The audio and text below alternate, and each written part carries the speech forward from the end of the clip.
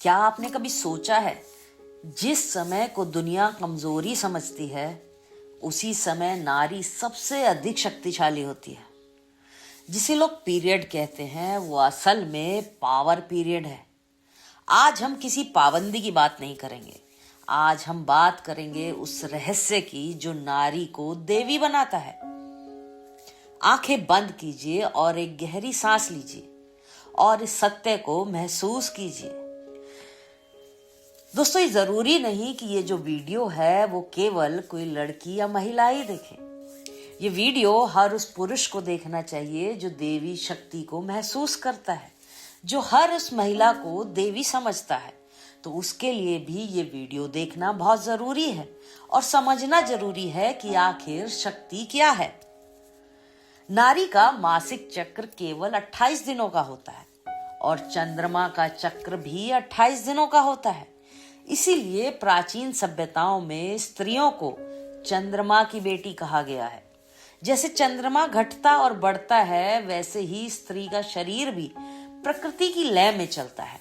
और ये कोई संयोग नहीं है, ये प्रकृति का गहरा डिजाइन है। जब मासिक धर्म शुरू होता है तो शरीर खुद को शुद्ध करता है और पुरानी ऊर्जा को छोड़ता है और नई ऊर्जा को जन्म देता है। इस समय नारी की संवेदनशीलता बढ़ जाती है, कल्पना शक्ति बढ़ जाती है और अंतर्ज्ञान जाग जाता है। ये कमजोरी नहीं है, ये हाइडेंट अवेयरनेस है। विज्ञान भी मानता है इस समय महिलाओं का शरीर स्वयं को शुद्ध और नया करने की प्रक्रिया से गुजरता है। इसी वजह से उनकी अंतर्ज्ञान शक्ति और भीतर की समझ और गहरी हो जाती है। कई बार महिलाएं इस समय अधिक रचनात्मक होती हैं, नए विचार सोचती हैं और भीतर की आवाज को और स्पष्ट सुन पाती हैं। अगर हम इसे प्रकृति के साथ जोड़कर देखें तो एकदम स्पष्ट हो जाता है। जिस तरह चंद्रमा का प्रकाश अंधकार को हटाकर रोशनी फैलाता है, उसी तरह मासिक धर्म के दौरान महिला का शरीर अपने भीतर का एक बोझ उतार कर एक नई ऊर्जा को जन्म देता है।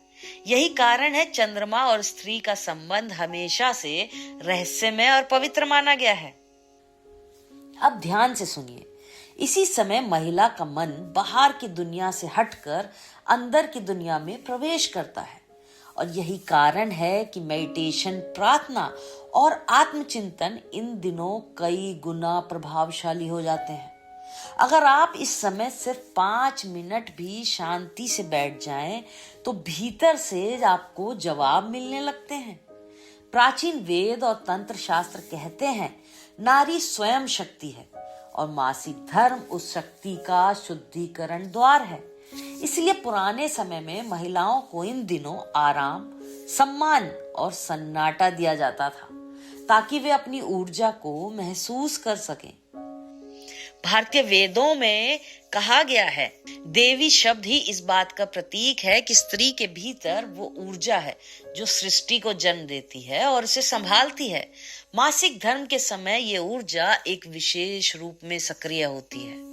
अगर कोई महिला ध्यान करती है, तो प्रार्थना करती है, तो बस अपने आप से जुड़कर कुछ क्षण शांति से बैठती है, तो उसका प्रभाव साधारण दिनों से कहीं अधिक गहरा होता है। दोस्तों, मिस्र और ग्रीस की अनेक संस्कृतियों में भी ये माना जाता है कि महिला जब अपने मासिक चक्र में होती है तो वो प्रकृति के सबसे गहरे रहस्यों से जुड़ सकती है। उसे रेस्ट और ऑनर देना चाहिए। अब एक छोटा सा अभ्यास करिए। आंखें बंद करें और सांस अंदर लें और फिर उसे धीरे से छोड़ें।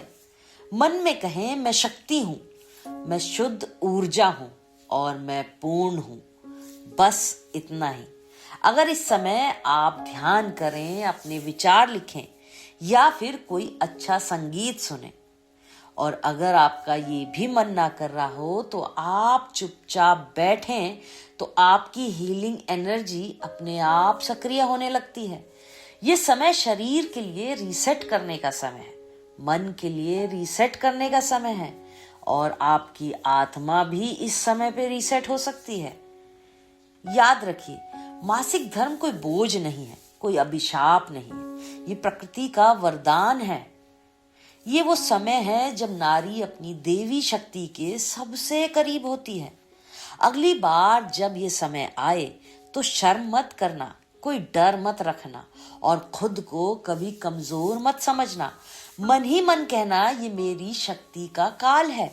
अगर ये संदेश आपके दिल तक पहुंचा हो तो इसे अपनी बहनों और दोस्तों के साथ जरूर साझा करें, क्योंकि एक जागरूक महिला पूरी पीढ़ी को बदल सकती है। अगर आपने अभी तक चैनल को सब्सक्राइब नहीं किया है तो सब्सक्राइब कर लीजिए और ऐसी ही ध्यान और शक्ति से जुड़ी वीडियो के लिए हमारे साथ बने रहें। शांति, ऊर्जा और शक्ति आपके भीतर है।